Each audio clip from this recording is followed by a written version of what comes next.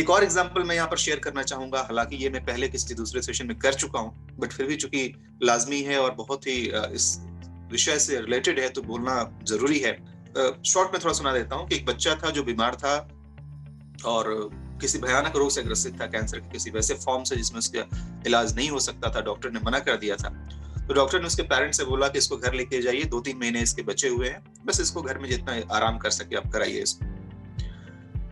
तो पेरेंट्स वापस आए, छोटा बच्चा था, क्या इसको बताते, उन्होंने कुछ नहीं बताया, बस ये बताया कि कुछ नहीं, तुमको आराम करना है, घर पे रहना है और जो तुमको पसंद आए वो करना है। तो उसको एक वीडियो गेम खेलना पसंद था, उसके पापा उसके लिए पसंदीदा उसका वीडियो गेम लेते आए और उन्होंने एक बात अपनी तरफ से ऐड कर दी, ये देखो ये वीडियो गेम है ना, यही तुम्हारे लिए इलाज का काम करेगा, इसमें जो इसके जो एनिमी है, जितने एनिमीज को तुम किल करोगे उतने तुम्हारे शरीर की बीमारी मरेगी और उतने ही अच्छे से तुम जल्दी से ठीक होगे।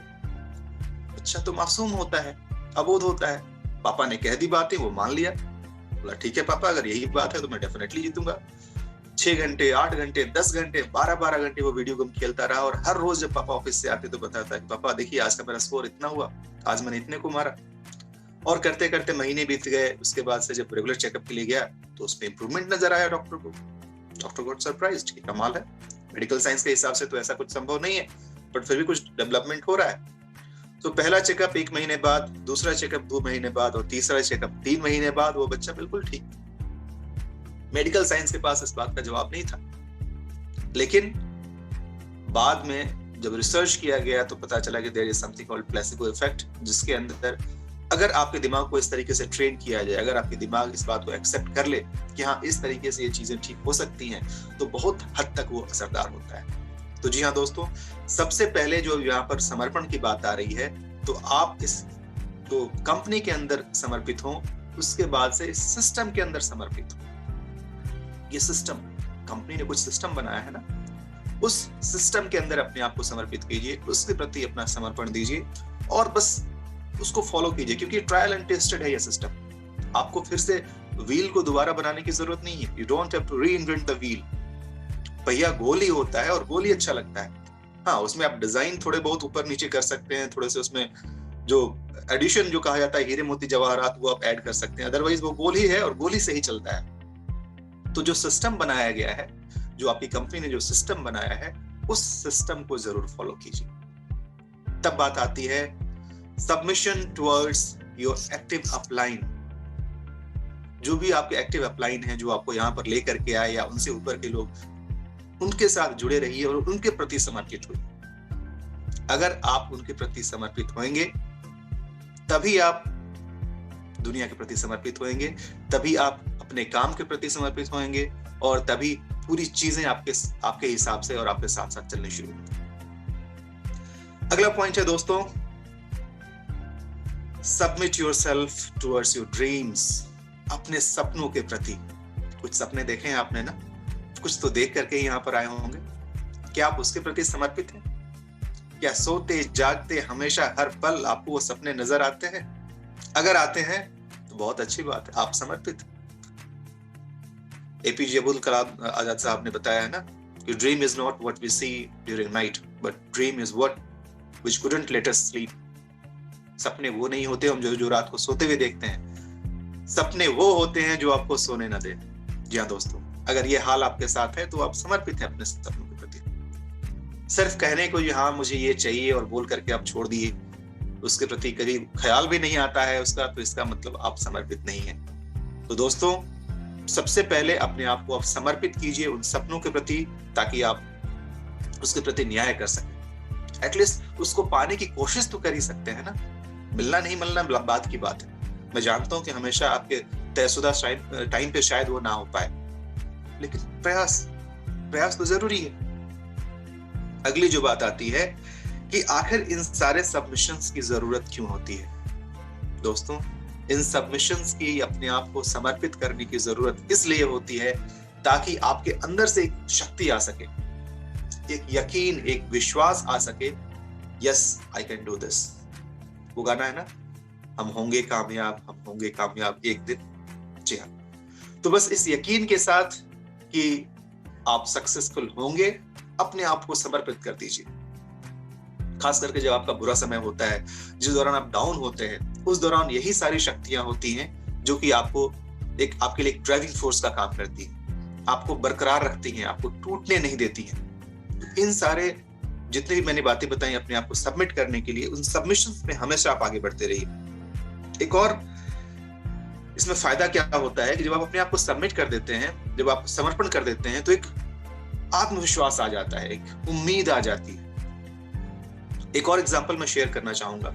घटना कुछ इस तरह की है कि कुछ एक एक्सरसाइज कराया गया है कुछ लोगों के बीच में, 30-40 लोग होंगे, और उसमें 3 का ग्रुप बनाया गया, 3-3 का, 1 2 3। कुछ इस तरीके से था कि एक आदमी बीच में और एक दाहिने और एक बाएं। जो बीच में इंसान था उसकी आंखों को ब्लाइंड फोल्डेड कर दिया गया, यानी कि उसकी आंखों पे पट्टी बांध दी गई, ठीक है। और दोनों साइड में जो 2 लोग खड़े थे, उनका काम था कि सामने वाले इंसान के दोनों हाथ को पकड़ना, दाहिने वाले साइड में दाहिना वाला हाथ और बाएं वाले साइड में बाएं वाला हाथ। ग्राउंड में लोग खड़े हो गए। खड़े होने के बाद से इन दोनों का काम था कि बीच वाले उस इंसान को जो कि ब्लाइंड फोल्डेड है, उसको रास्ता दिखाते हुए आगे की तरफ लेकर के जाना। वहां से करीब 3-4 किलोमीटर दूर एक पहाड़ी के ऊपर चढ़ना था सबको, और सबको मिल करके बस एक ही टारगेट दिया कि ग्रुप बना और आप आगे बढ़ते जाइए, बीच वाले इंसान को आपको वहां तक पहुंचाना है, ठीक है। सबने वैसे ही चलना शुरू किया। चलने के बाद से दोनों साइड वाले जो लोग थे बस हाथ पकड़े हुए थे, वो बताते रहे कि यहाँ सीढ़ी है, यहाँ पत्थर है, यहाँ ऐसे है, चढ़ते जाओ, आगे बढ़ते जाओ, दाहिने मुड़ो, बाएं मुड़ो, थोड़ा रुको, इंस्ट्रक्शन देते गए। और जो ब्लाइंड फोल्डेड इंसान था वो आराम से ऊपर बढ़ता चला गया। सब लोग वहां पहुंच गए। ऊपर जाने के बाद जब सबकी आंखें और पट्टियां खोली गई तो वहां का दृश्य बड़ा ही सुंदर था। पूरा शहर नजर आ रहा था वहां से, उस ऊंचाई से। तो बहुत ही खुश हुए वो इंसान जो कि ब्लाइंड फोल्डेड थे। साथ में वो लोग तो रास्ता देखते हुए जा ही रहे थे जो दोनों साइड में हाथ पकड़े हुए थे। बाद में जब पूछा गया सबसे, तो जब इनसे पूछा गया जो साइड वाले लोग थे, तो उन्होंने बताया, अरे बाप रे मत पूछिए, बहुत तकलीफ हुई, बड़ा मुश्किल था। अरे वहां पर वो गड्ढा था, वहां पर वो खाई थी, वहां पर ये परेशानी आई, वहां पर झाड़ी था, वहां से बहुत डर लग रहा था। ये उनका बयान है जिनकी आंखों पे पट्टियां नहीं थी। लेकिन जिनकी आंखों पे पट्टियां थी उसका कहना था, इट वॉज क्वाइट सिंपल, मुझे तो पता ही नहीं चला कि मैं कैसे चलते चलते ऊपर तक आ गया। मेरे साथ 2 लोग थे ना, बस ये मुझे गाइड करते गए, मेरा हाथ पकड़ लिया इन्होंने, जैसे जैसे ये बोलते गए मैं वैसा वैसा करता चला गया। और देखिए ऊपर पहुंच करके बड़ा ही मनोरम दृश्य नजर आ रहा है। बीच में तो किसी भी उस असहजता और सुविधा की तो मुझे वहां पर फीलिंग ही नहीं आई। दोस्तों जी हाँ, ऐसा ही होता है। आई होप कि इस कहानी के पीछे का मेरा मकसद आप समझ गए होंगे कि मैं क्या कहना चाह रहा हूं और क्या बताना चाह रहा हूं। आपके अपलाइन वही साइड में खड़े वो लोग हैं जो कि आपका हैंड होल्डिंग कर रहे हैं।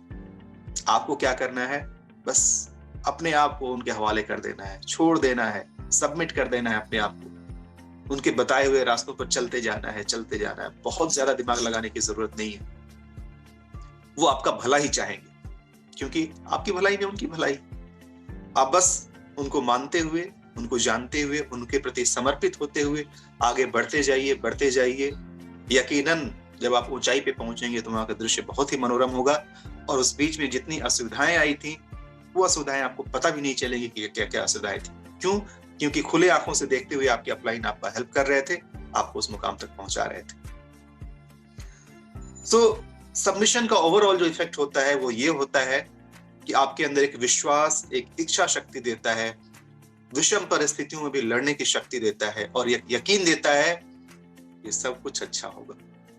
इस यकीन के साथ आइए हम सब मिलकर के एक प्रॉमिस करें कि 2021 में हम सब समर्पित करें अपने आप को इस कंपनी के प्रति, इस सिस्टम के प्रति, अपने अपलाइन के प्रति, इस इंडस्ट्री के प्रति, अल्टीमेटली अपने सपनों के प्रति, और 2021 को इतना सक्सेसफुल बनाएं कि आने वाली पीढ़ी, आने वाला समय हमेशा गुणगान करे। जैसे कुछ कारणों से अगर हम 2020 को याद कर सकते हैं, उसी तरीके से 2021 को भी याद करें 2023, 24, 25 में, कि 2021 वो साल था जब मैंने मील का पत्थर साबित किया नेक्स्ट मनी फैमिली में, नेक्स्ट मनी कंपनी में। दोस्तों, इन्हीं बातों के साथ बहुत बहुत नमस्कार, बहुत बहुत धन्यवाद। Wish you all a very happy new year. Thank you so much.